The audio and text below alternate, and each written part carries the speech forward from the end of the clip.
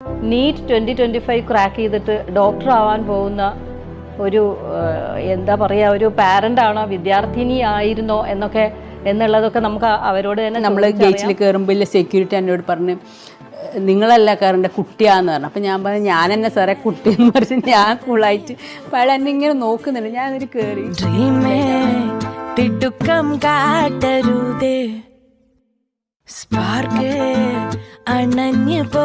എന്നുള്ളത് മാം അത് പ്രൂവ് ചെയ്തിരിക്കുകയാണ്. കാരണം 3 മക്കളും ഫസ്റ്റ് ചാൻസിൽ തന്നെ MBBSലേക്ക് എത്തിക്കാൻ പറ്റി. 4ാമത്തെ മോളും ആ വഴിയെ തന്നെയാണ്.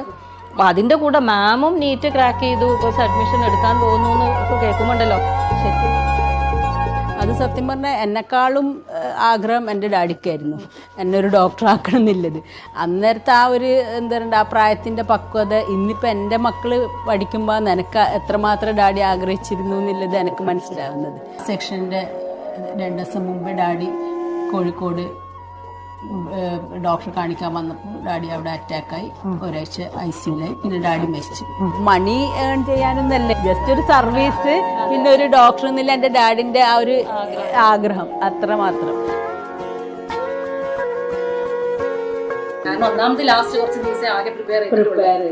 പിന്നെ അപ്പം അങ്ങനെ ഞാൻ ആ ഒരു ലാസ്റ്റ് 2 ദിവസം 3 ദിവസം മാക്സിമം യൂട്യൂബ് വീഡിയോസിൽ മാരത്തോൺ എക്സാംസ് എല്ലാം പറഞ്ഞ് കുറേ വീഡിയോസ് എല്ലാം ഉണ്ടായിരുന്നു. അത് ഭയങ്കര എനിക്ക് യൂസ്ഫുൾ ആയിരുന്നു. കാരണം സൽമാൻ കഴിയുമ്പം സൽമാൻ നീറ്റ് എഴുതുന്ന ആ സമയത്ത് ഞാൻ ഇതുപോലെ കാര്യമായിട്ട് ഞാൻ വിചാരിച്ചു എഴുതാൻ്റെ കൂടെ തന്നെ എന്നല്ല വിചാരിച്ചു. പക്ഷെ പിന്നെ ഒരു ടെൻഷൻ,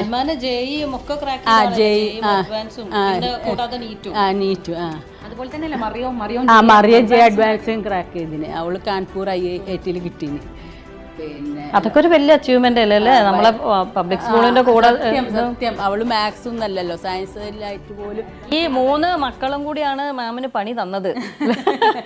മൾട്ടിപ്ലൈ റിവിഷൻ ചെയ്താൽ നമുക്ക് എല്ലാം മൈൻഡിലുണ്ടാവും അവിടെ സെറ്റായിട്ട് കുറേ മൾട്ടിപ്പിൾ റിവിഷൻ. പിന്നെ ഫിസിക്സ് കെമിസ്ട്രി എന്ന് വെച്ചാൽ നമ്മൾ കോൺസെപ്റ്റ് മനസ്സിലാക്കുക, നമ്മൾ വിട്ട പിന്നെ 2 നമുക്ക് അതാ ഇതോ. ശരിക്കും ഇതൊക്കെ നല്ലൊരു ടിപ്പാണ്, നമ്മളെ കുട്ടികൾ ഇത് നോക്കി മനസ്സിലാക്കി എടുക്കേണ്ട ഒരു ടിപ്പാണ്. ഈ ഫസ്റ്റ് ചെയ്തത് എല്ലാവർക്കും ഈ 24 hours തന്നെ ഇല്ലത്. പക്ഷെ ആ 24 hours ഇന്ന് നമ്മോടൊപ്പം ഉള്ളത് ഏറ്റവും സ്പെഷ്യലായിട്ടുള്ള ഒരു ഗസ്റ്റാണ്. അത് പരിചയപ്പെടുത്തേണ്ടത് എങ്ങനെ എന്നുള്ളത് എനിക്ക് തോന്നുന്നു വീഡിയോയുടെ അവസാനം വരെ കണ്ടാലാണ് നിങ്ങൾക്ക് മനസ്സിലാവുക അത് എത്രത്തോളം സ്പെഷ്യലാണ് നമുക്ക് ഈ മാഡം എന്നുള്ളത്. ശ്രീമതി ജുവാന അബ്ദുള്ള. ജുവാന അബ്ദുള്ള എന്ന് പറയുന്ന ഈ മാം നമ്മുടെ ഒരു പാരൻ്റാണ്. അവരുടെ 4 കുട്ടികൾ, 3